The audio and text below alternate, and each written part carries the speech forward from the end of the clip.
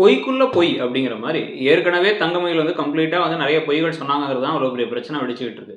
ஆனால் வாயை திறந்து கவரிங் நகையை தான் போட்டோம் அப்படிங்கிறத சொல்லலை. சொல்லாமல் என்ன பண்ணுறாங்க அப்படின்னா வந்து இல்லை, நான் வந்து எல்லா பொய்யையும் வந்து மறைக்கிறதுக்காக தான் இத்தனை நாள் பொய் சொன்னேன், இப்போ தான் எல்லா பொய்யும் தெரிஞ்சிருச்சு, இதுக்கப்புறம் நான் பொய் சொல்ல மாட்டேன், நான் வீட்டிலேயே வச்சுக்கங்கன்னு. இப்போவும் ராஜியும் மீனாவும் கதிரும் உண்மையை சொல்லலை, ரொம்ப ஸ்வீட்டாக நடந்துக்கிறோம் அப்படின்னு நினச்சிட்டு இருக்காங்க. அது அவங்களுக்கு தான் ஆப்பா முடிய போகுது, நம்ம ஏற்கனவே சொன்னோம். அதே மாதிரி இந்த 10,000 ரூபா மேட்ருக்கு அந்த ஆள் வேறு நடுவில் திருப்பி வந்துட்டு போனார்.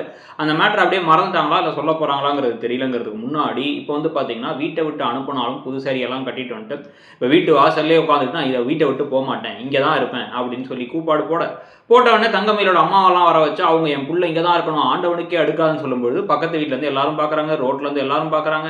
உடனே அவங்கள பிடிச்சி தள்ளி கதவை சாத்தின உடனே நாங்கள் போக மாட்டோம், இங்கே தான் உட்காருவோம்னா சரவணா வந்துட்டார். சரவணா வந்து என்ன பண்ணுறாரு அப்படின்னா வந்து மாணிக்கத்துலேருந்து எல்லாத்தையும் தள்ளி விட்டுட்டு நீங்கள் இந்த மாதிரிலாம் பண்ணிட்டு இருந்தீங்க அப்படின்னா என் சாவுக்கு நீங்கள் தான் காரணம்னு எதாவது குடிச்சிட்டு செத்துருவேன் அப்படின்னு வந்து மிரட்டோடனே அவங்க ஷாக் ஆகி பார்க்குறாங்க. அப்பா என்னால் இவ கூட வாழவே முடியாது, இப்படியே இருந்தால் வீட்டுக்கு வந்துருவான்னு எனக்கு பயமாக இருக்குது, எனக்கு விவாகரத்தை வாங்கி கொடுத்துருங்க அப்படின்னு இப்போ சொல்லிட்டு இருக்காரு. ஸோ விவாகரத்தை கேட்டு இப்போ வந்து ஒரு விஷயத்துக்கு வந்துட்டு சரவணா எப்படியோ வாழ முடியாதுன்ட்டு.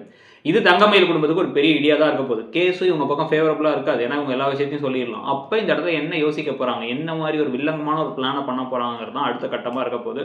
ஸோ இப்போதைக்கு நம்ம பார்க்குற சீரியலில் ரொம்ப இன்ட்ரெஸ்டிங்காக போகிற விஷயங்கள் இருக்கிறது வந்து பாண்டியன் ஸ்டோர் சீரியல் தான். அதனால தான் ஹாட் ஸ்டாரில் ரொம்ப நாள் கழித்து ஐயனார் துணை என் சிறகடிக்காசையை முந்தி நம்பர் 1 பொசிஷனில் ஹாட் ஸ்டாரில் இருக்கக்கூடிய ஆப்ஸில் வந்து சீரியலில் முதலிடத்துக்கு வந்திருக்கு. நீங்கள் தான் நினைக்கிறீங்க இப்போ பாண்டியன் ஷோஸ் போகிற விதம் எப்படி இருக்குது? ப்ளஸ் வந்து பார்த்தீங்கன்னா இந்த நகை மேட்டர் தெரிய வராமல் இருக்கிறது, இந்த 10,000 மேட்டர் தெரிய வராமல் இருக்கிறதெல்லாம் வச்சு பார்க்கும் பொழுது மோஸ்ட்லி அதை வச்சு ஏதாச்சும் வரதட்சணை குடும்பம்னு கேஸ் போட போகிறாங்களா, இல்லை இந்த குடும்பத்துக்கு சக்திவேலுடைய ஹெல்ப் கிடைச்சி அவங்க ஏதாச்சும் ஒரு விஷயம் பண்ண போகிறாங்களா, இல்லை விவாகரத்து வரைக்கும் போயிட்டு அப்புறமா மனசு மாறுற மாதிரி ஏதாவது விஷயங்கள் நடக்க போதாங்கிறத பார்க்கணும். நீங்கள் என்ன எதிர்பார்க்குறீங்க இந்த கதையிலங்கிறதையும் சொல்லுங்கள். இப்போ நீங்கள் பார்க்குற சீரியலில் ரொம்ப இன்ட்ரெஸ்டிங்காக எந்த சீரியல் போகுதுன்னு நினைக்கிறீங்கிறதையும் சொல்லுங்கள். தேங்க்யூ.